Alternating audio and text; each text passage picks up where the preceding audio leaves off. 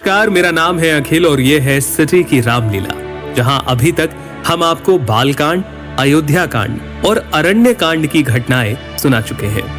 आज हम बात करेंगे किष्किंधा कांड की, जहां ऋषिमुख पर्वत के निकट हनुमान जी की भेंट होती है उनके प्रभु श्री राम से। हे स्वामी, मेरी वानरी बुद्धि, इससे मैं आपको पहचान न सका। हे प्रभु, सेवक स्वामी के और पुत्र माता के भरोसे निश्चिंत रहता है। आपके मिलने से अब मैं निश्चिंत हूँ।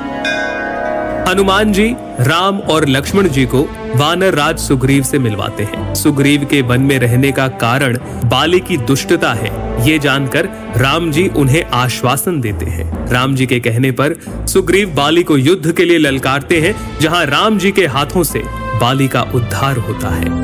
हे गोस्वामी, आपने धर्म की रक्षा के लिए अवतार लिया है और मुझे छिपकर मारा।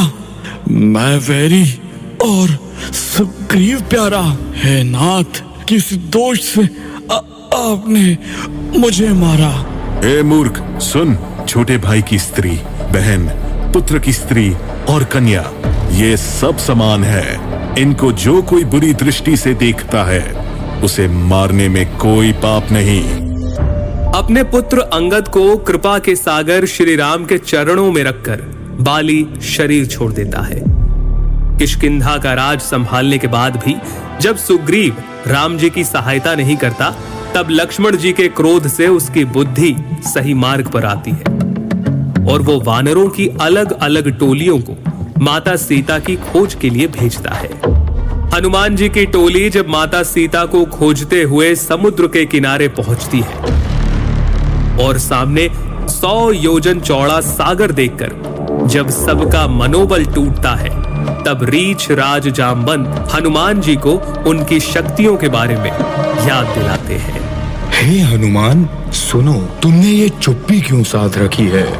तुम पवन के पुत्र हो और बल में पवन के समान हो।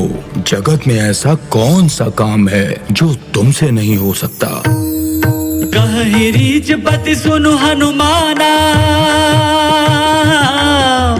कहे रीच पति सुनु हनुमाना, का चुप साधी रहे हो बलवाना।